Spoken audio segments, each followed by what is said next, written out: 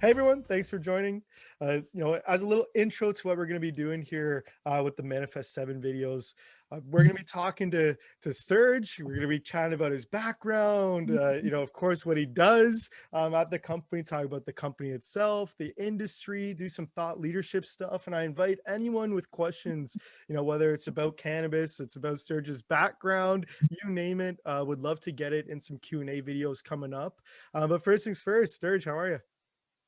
Good. How are you? I'm good. I'm good. No complaints.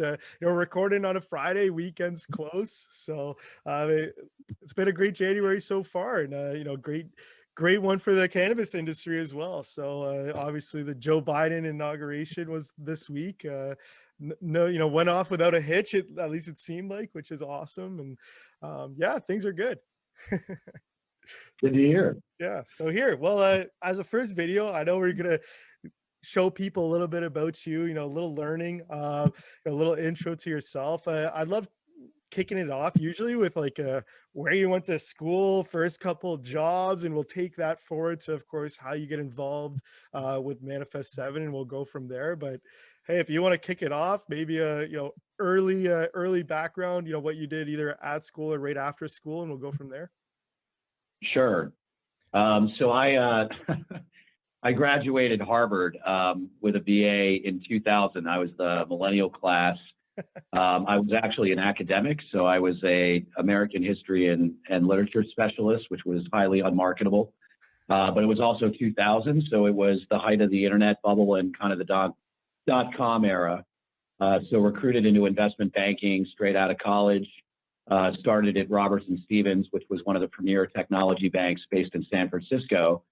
And from there on out, either working for major firms or on my own, I've pretty much been a bear market banker, at least until cannabis and M7 came calling.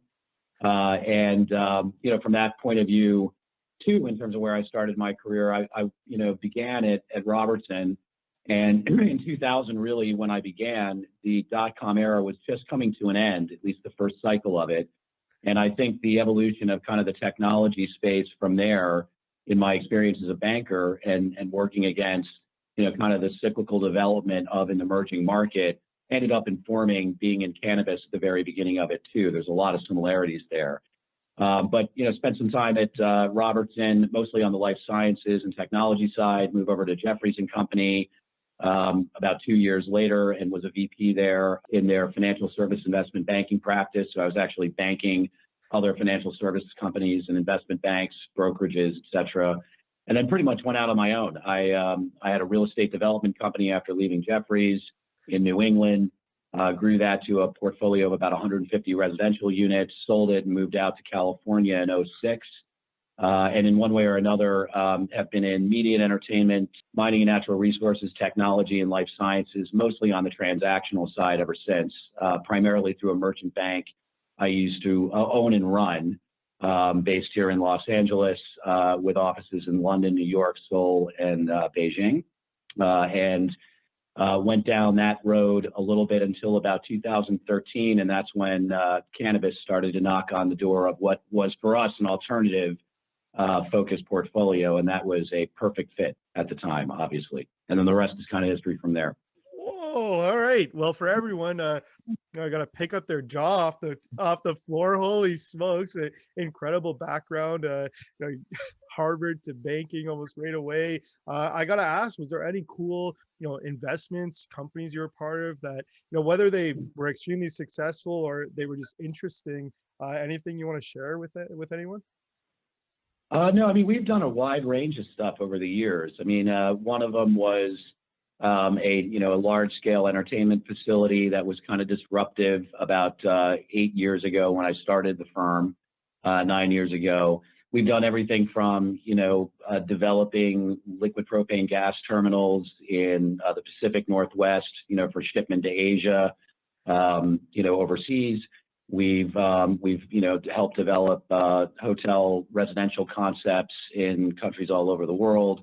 It's been a pretty diverse background. Probably my favorite thing though was when we were in the entertainment world. That was always a lot of fun. We had a lot of clients in the film production and music publishing space. actually had a couple of companies that we built ourselves. One was a fund focused on music publishing and master recording rights for film and television programs. So that's always kind of neat when you wind up at the Academy Awards or the Golden Globes. It's always kind of a good cocktail story afterwards. But there are easier ways to lose money. There are much easier ways to make it too. And cannabis, believe me, gives any other asset class a run for its money, certainly from a growth perspective. So I'm much happier here than I was in Hollywood to a Yeah. large extent. Holy, crazy. And you're already teasing. We can talk about, industry stuff coming up. But, for anyone watching, if you've got some crazy questions, what obviously we're going to have to do a video about what you look for in investments, as a banker, we could do some cool stuff. So you're making my mind go off, and I'm sure we're going to get some cool questions off of this. But so talk me through, you go from, really banking, you do it, sounds like you do it all, from entertainment, you're doing shipping stuff, real estate. What really made you go, cannabis? And now what seems like you've stayed in cannabis for a few years. So before we go into how you get involved in Manifest, I mean, tell me, why cannabis caught your eye? Well, you got to go back almost 7 years now, maybe a little bit longer in terms of when I first got involved. And it really coincided with Colorado going rec, which really kicked off and precipitated, kind of this mainstream explosion that we've seen gaining momentum over the last better part of a decade. And when I got involved, there were two things that kind of jumped out at me. One was I saw a huge perception arbitrage opportunity in the angst people had around the state federal issue. And I think even very early on, if you looked at the demand for this product, the therapeutic benefits, the way the rhetoric and advocacy was kind of forming and gaining a sense of itself, it was clear that if you made the right bet on the side of that issue, which is to say that the genie was not going to go back into the bottle and this was only going to grow rather than contract by virtue of enforcement at the federal level, that's a huge unexploited opportunity. So that was point one. I think we understood that while we were going to be risk averse and responsible in the way that we looked at the industry, that risk factor was highly overstated, and that represented a competitive advantage. The second really was about the market. And like I said, I started in technology banking in 2000. When I started as an analyst, pretty much my job for the first 6 months was following my managing director into conference rooms and advising clients that we were raising money at multi-billion-dollar valuations, that they were now worth 50 million bucks. And when I looked at the way the capital markets were evolving in 14, 15, 16, you could see this trend towards a 1.0 cycle. And I'd been to that movie before. I knew how it ended. And here we are sitting kind of at the rise of the 2.0 cycle, which looks very much kind of like the recovery in 03, 04, when you start to get, social media and the real rise of big tech. I think that's the inflection point that we're sitting in this space right now. So from that point of view, I think I could see, how the cycle was going to develop. And we saw the opportunity inside of that, A, to build an enterprise, and B, to maximize its value by virtue of how to time and spearfish the right market timing. Crazy. Wow. Incredibly insightful, and hearing it from a banker, extremely interesting. The investment space, obviously. So fantastic. And we're going to do a huge video on Manifest. So I don't want to get too deep, but now you got to tell me, how do you get involved in Manifest? Walk me through how it happened. And then, we'll lead into, and for people that don't even know the company exists, this is the first time they're hearing about it. We'll do a little bit of, kind of, obviously you're the CEO, and we'll talk through what your week to week looks like. But first, I want to know how you get involved. How do you find your way into ManifestSeven? Well, ManifestSeven and my involvement in the cannabis industry were basically the same inflection point. They were one and the same. This was the first investment I made, actually. So when the company was formed, it was actually under a different name and with a different mandate. Given the backgrounds of the principals, myself included, we were one of California's first venture funds.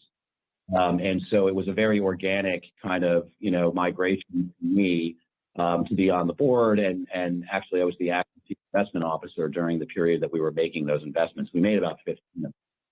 And so when I first stepped in, it went directly into the predecessor company of ManifestSeven.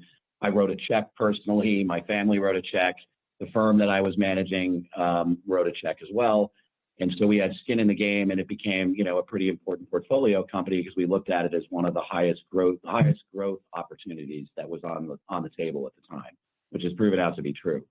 So it was really ManifestSeven, or the predecessor company to ManifestSeven, that got me into cannabis. And it's through that prism that I've kind of learned everything that I have about the industry over the subsequent 7 years. Crazy. So now tell me how you become the CEO. Yeah, it was a stretch enough to say that I was going to make an investment in a business like this. I caught the bug.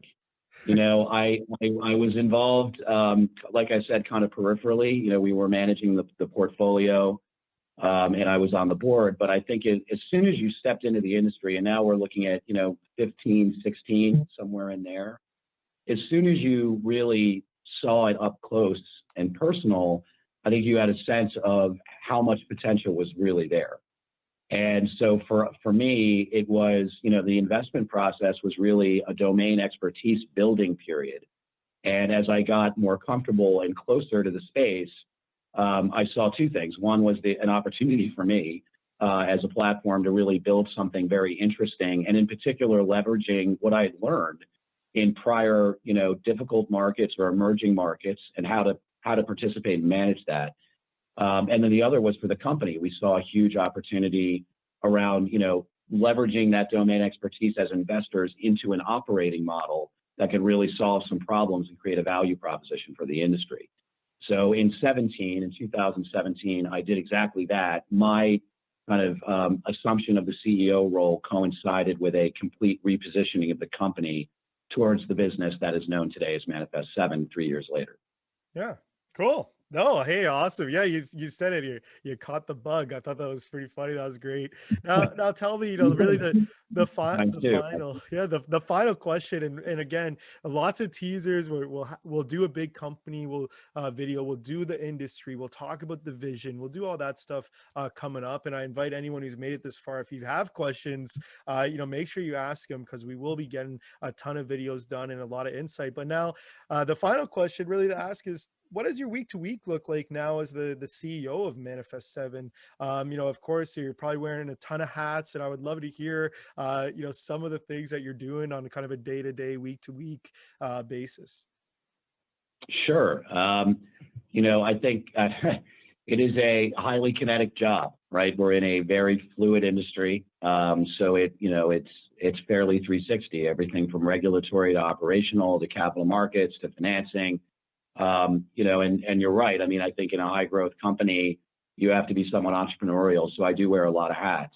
I have a great team, a fantastic team that I think blends the right balance of kind of operational industry and then corporate finance expertise and experience. But for me, I'm generally the tip of the spear in leading the strategic vision in the company. So the, kind of M&A strategy that we see unfolding over the course of this year, how we're developing kind of the two different sides of our business, distribution and retail, and the way it integrates. Obviously, I'm a missionary on the capital raising side, which is just an instrumental part of, being in this space early on, however you cut it. And that's probably the time I spend, the most time I spend is actually on the IR side. And that just happens to be transactionally. I've got that background, so it's like, riding a bike to me. But where I get excited is in how to build this, and from the building blocks that the industry has given us, and it's a challenging, intellectually engaging exercise, to say the least. So it's really the strategic, kind of roadmap that I get the most enjoyment out of.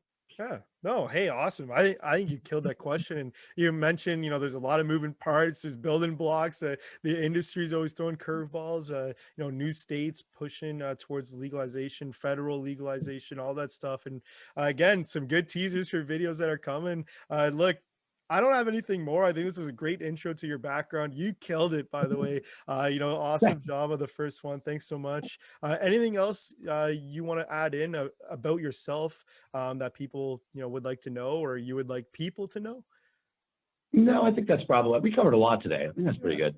Oh, I think we killed it. So cool. Well, if you made it to the end, thanks so much. You have questions, I would love to get it in future videos. We'll definitely be doing Q&A stuff. You got questions about, investment banking, again, what he was looking for, but also about cannabis, the industry, anything like that, we'd love to see. And, Sturge, thanks for joining.